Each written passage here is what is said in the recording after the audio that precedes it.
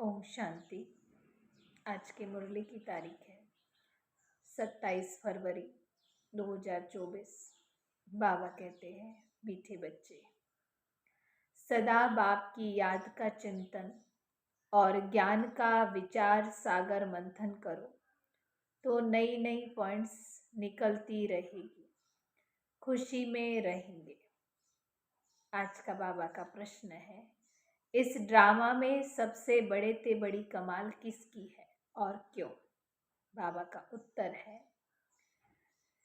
पहला है, सबसे बड़ी कमाल है शिव बाबा की, क्योंकि वो तुम्हें सेकेंड में परिजादा बना देते हैं। ऐसी पढ़ाई पढ़ाते हैं जिससे तुम मनुष्य से देवता बन जाते हो। दुनिया में ऐसी पढ़ाई बाप के सिवाय और कोई पढ़ा नहीं सकते। दूसरा है, ज्ञान का तीसरा नेत्र दे, अंधियारे से रोशनी में ले जाना, ठोकर खाने से बचा देना, ये बाप का काम है। इसलिए उन जैसी कमाल का वंडरफुल कार्य कोई कर नहीं सकता। ओम शांति। रूहानी बाप रोज रोज बच्चों को समझाते हैं और बच्चे अपने को आत्मा समझ बाप से सुनते हैं। जैसे बाप गुप्त है वैसे ज्ञान भी गुप्त है। किसको भी समझ में नहीं आता कि आत्मा क्या है, परमात्मा क्या है। तुम बच्चों की पक्की आदत पड़ जानी चाहिए कि हम आत्मा है। बाप हम आत्माओं को सुनाते हैं। ये बुद्धि से समझना और एक्ट में आना है। बाकी धंधा आदि तो करना ही है। कोई बुलाएंगे तो जरूर नाम से बुलाएंगे ना, नाम रूप तो है, तब तो बोल सकते हैं, कुछ भी कर सकते हैं। सिर्फ ये पक्का करना है कि हम आत्मा हैं। महिमा सारी निराकार की है। अगर साकार में देवताओं की महिमा है तो उन्हों को महिमा लायक बाप ने बनाया है। महिमा लायक थे, अब फिर बाप महिमा लायक बना रहे हैं। इसलिए निराकार की ही सारी महिमा है। विचार किया जाता है बाप की महिमा कितनी है और कितनी उनकी सर्विस है। वो समर्थ है, वो सब कुछ कर सकते हैं। हम तो बहुत थोड़े महिमा करते हैं। महिमा तो उनकी बहुत है। मुसलमान लोग भी कहते हैं, अल्लाह मियाँ ने ऐसे फरमाया है। अब फरमाया किसके आगे? बच्चों के आगे फरमाते हैं, जो तुम मनुष्य से देवता बनते हो। अल्लाह मियाँ ने किसके प्रति तो फरमाया होगा ना, किसी को तो कहा होगा ना। तुम बच्चों को ही समझाते हैं जिसका कोई को पता नहीं है। अभी तुमको पता पड़ा है, फिर ये नॉलेज ही गुम हो जाएगी। बौद्धी भी ऐसे कहते हैं, क्रिश्चियंस भी ऐसे कहते हैं, परंतु क्या फरमाया ये किसी को भी पता नहीं है। बाप तुम बच्चों को अलफ और बे समझा रहे हैं। आत्मा को बाप की याद भूल नहीं सकती है। आत्मा अविनाशी है तो याद भी अविनाशी को ही करती है। बाप भी अविनाशी भी। गाया भी जाता है, अल्लाह मियाँ ने ऐसे कहा था, परंतु वो कौन है, क्या करते हैं, ये कुछ भी जानते नहीं है। अल्लाह मियाँ को ठीक कर भीतर में कह दिया है तो जानेंगे भी क्या। भक्ति मार्ग में प्रार्थना करते हैं। अब तुम समझते हो जो भी आते हैं उनको सतो रजो तमो में आना ही है। क्राइस्ट बौद्ध जो आते हैं उनके पीछे फिर सबको उतरना है। चढ़ने की बात ही नहीं है। बाप ही आकर सबको ऊंचा चढ़ाते हैं। सर्व का सदगति दाता एक बाप है और कोई सदगति कर नहीं सकते। समझो क्राइस्ट आया, किसको बैठ समझाएंगे। इन बातों को समझने के लिए अच्छी बुद्धि चाहिए, नई नई युक्तियां निकालनी चाहिए, मेहनत करनी है, रत्न निकालना है। इसलिए बाबा कहते हैं विचार सागर मंथन करके लिखो, फिर पढ़ो कि क्या क्या मिस हुआ है। बाबा का जो पाठ है वो चलता रहेगा। बाप कल पहले वाली नॉलेज सुनाते हैं, ये बच्चे जानते हैं। जो धर्म स्थापन करने आते हैं उनके पीछे अनेक धर्म वाले भी नीचे उतरते हैं। वो किसको चढ़ाएंगे कैसे? सीढ़ी नीचे उतरना ही है, पहले सुख पीछे दुख। ये नाटक बड़ा फाइन बना हुआ है। विचार सागर मंथन करने की जरूरत है। वह कोई सदगति करने नहीं आते, वो आते हैं धर्म स्थापन करने। ज्ञान का सागर एक है और कोई में ये ज्ञान नहीं है। ड्रामा में दुख सुख का खेल है, सभी के लिए है। दुख से भी जास्ती सुख जास्ती है। ड्रामा में पार्ट बजाते हैं तो जरूर सुख होना चाहिए। बाप दुख थोड़े ही स्थापन करेंगे। बाप तो सबको सुख देते हैं, विश्व में शांति हो जाती है। दुख धाम में तो शांति हो न सके। शांति तब मिलती है जब वापिस शांति धाम जाएंगे। बाप समझाते हैं ये कभी भूलना नहीं चाहिए कि हम बाबा के साथ हैं। बाबा आया हुआ है असुर से देवता बनाने। ये देवताएं सदगति में रहते हैं तो बाकी सब आत्माएं मूल वतन में रहती है। ड्रामा में सबसे बड़ी कमाल है बेहद के बाप की, जो सबको परिजादा बनाते हैं। पढ़ाई से तुम परी बनते हो। भक्ति मार्ग में समझते कुछ भी नहीं, सिर्फ माला फेरते रहते हैं। कोई हनुमान की, कोई किसको याद करते। उनको याद करने से फायदा क्या? बाबा ने कहा है महारथी तो उन्होंने बैठ हाथी पर सवार कर दिया है। ये सब बातें बाप ही समझाते हैं। बड़े बड़े आदमी कहाँ जाते हैं तो कितनी आजियान माना आवा भगत करते हैं।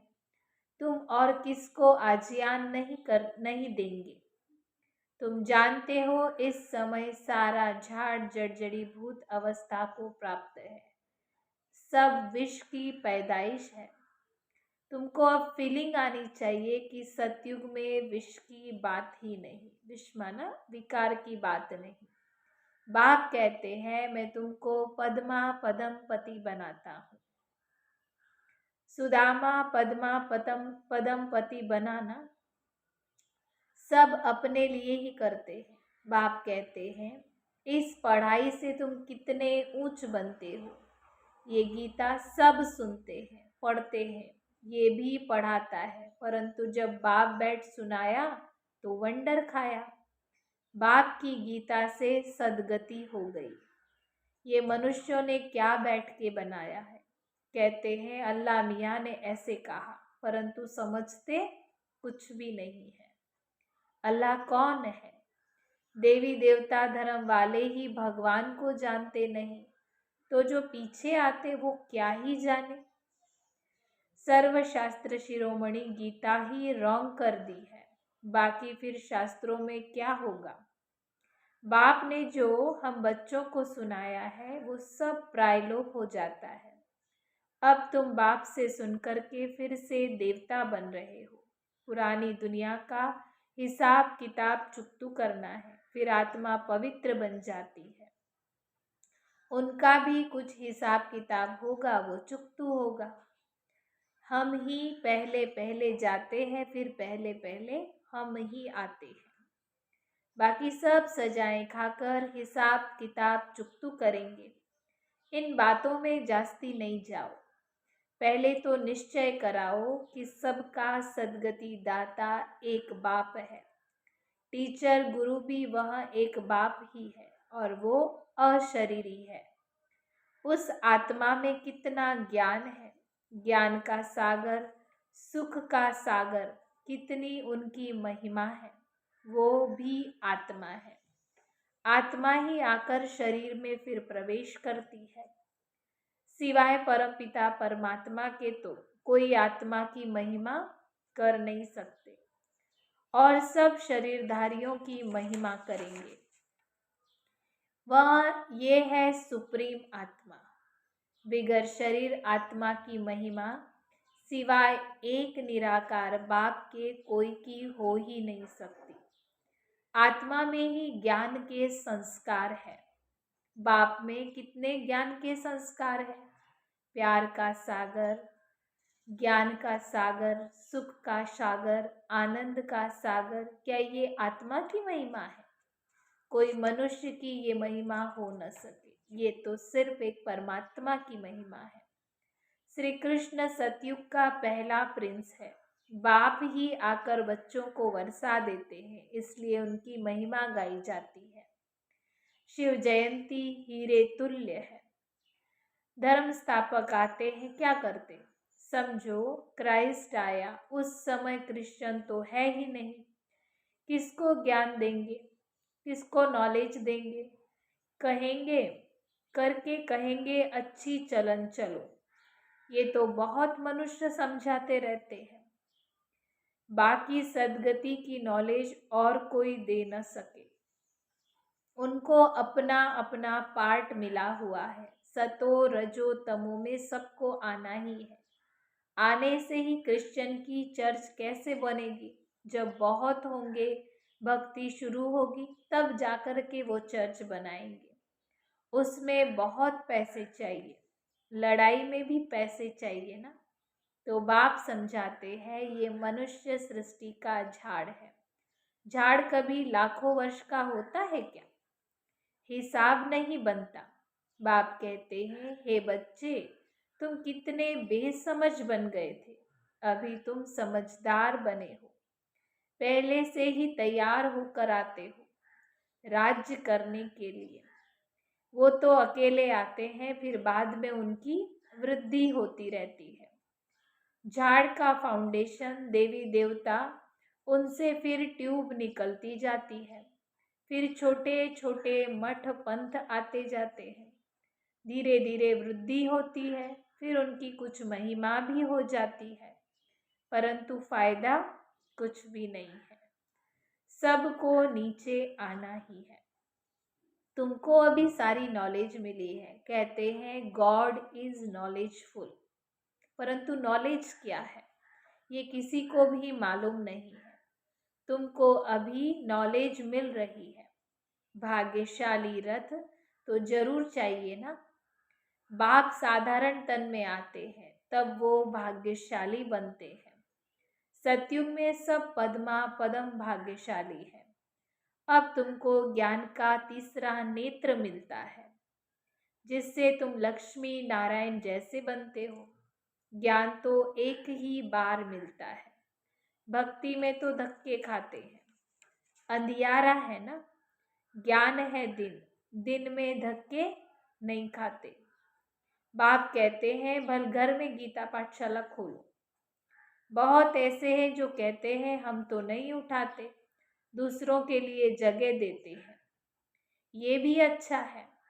यहाँ बहुत साइलेंस होनी चाहिए। ये है होलीएस्ट ऑफ होली क्लास। बाबा कहते हैं सबसे पवित्र क्लास है, जहाँ शांति में तुम बाप को याद करते हो। हमको अब शांति धाम जाना है, इसलिए बाप को बहुत प्यार से याद करना है। सतयुग में 21 जन्म के लिए तुम सुख शांति को दोनों को पाते हो। बेहद का बाप है, बेहद का वर्षा देने वाला। तो ऐसे बाप को फॉलो करना चाहिए। अहंकार नहीं आना चाहिए, वो गिरा देता है।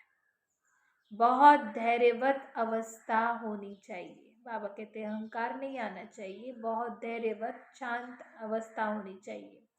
हठ नहीं, बाबा कहते जिद नहीं। देह अभिमान को हठ कहा जाता है। बहुत मीठा बनना है। देवताएं कितने मीठे हैं, कितनी कशिश होती है उनसे, उनकी मूर्तियों को देखो तो भी कितनी कशिश होती है।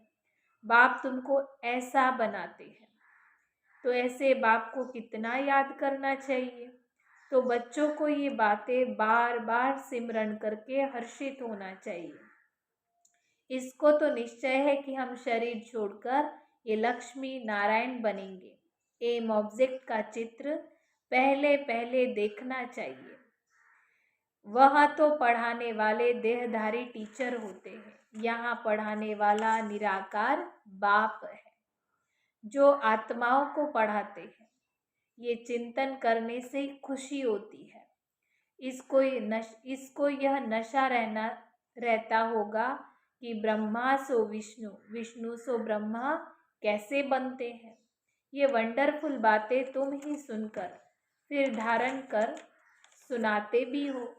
बाप तो सबको विश्व का मालिक बनाते हैं। बाकी ये समझ सकते हैं कि राजाई के लायक कौन कौन बनते हैं।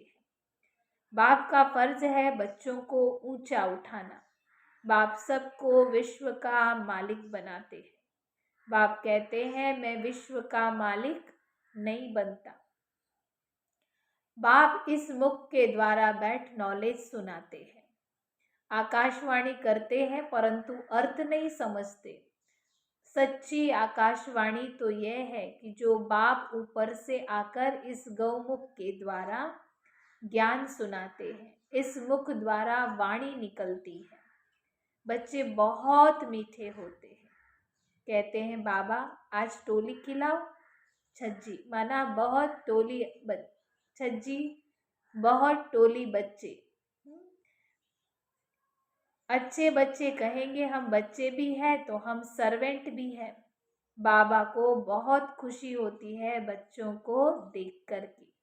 बच्चे जानते हैं बहुत थोड़ा समय है, इसमें जो बॉम्ब आदि बनाए हैं वो ऐसे ही फेंक देंगे क्या? जो कल पहले हुआ था वो फिर से होगा। समझते हैं विश्व में शांति हो जाए, परंतु ऐसे तो हो न सके। विश्व में शांति तुम बच्चे स्थापन करते हो। तुमको ही विश्व की बादशाही की प्राइज भी मिलती है। देने वाला है बाप। योग बल से तुम विश्व की बादशाही लेते हो।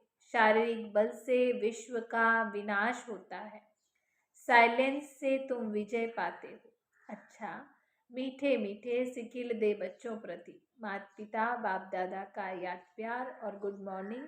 रूहानी बाप की रूहानी बच्चों को नमस्ते।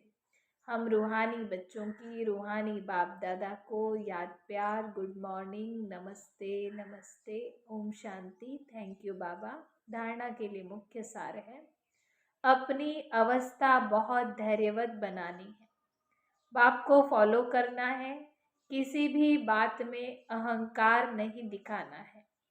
देवताओं जैसा मीठा बनना है। दूसरा है सदा हर्षित रहने के लिए ज्ञान का सिमरन करते रहो। विचार सागर मंथन करो। हम भगवान के बच्चे भी हैं तो सर्वेंट भी हैं।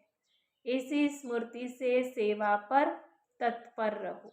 आज का बाबा का वरदान है, मन मनाभव के साथ मध्याजी भव के मंत्र स्वरूप में स्थित रहने वाले महान आत्मा भव। विस्तार है, आप बच्चों को मन मनाभव के साथ मध्याजी भव का भी वरदान है। अपना स्वर्ग का स्वरूप स्मृति में रहे, इसको कहते हैं मध्याजी भव। जो अपने श्रेष्ठ प्राप्तियों के नशे में रहते हैं वही मध्याजी भव के मंत्र स्वरूप में स्थित रहते हैं। जो मध्याजी भव है वह मन मना भव भी होंगे ही। ऐसे बच्चों के हर संकल्प, हर बोल और हर कर्म महान हो जाते हैं। स्मृति स्वरूप बनना माना महान आत्मा बनना। स्लोगन है, खुशी आपका स्पेशल खजाना है। इस खजाने को कभी भी छोड़ना नहीं है। अच्छा, ओम शांति।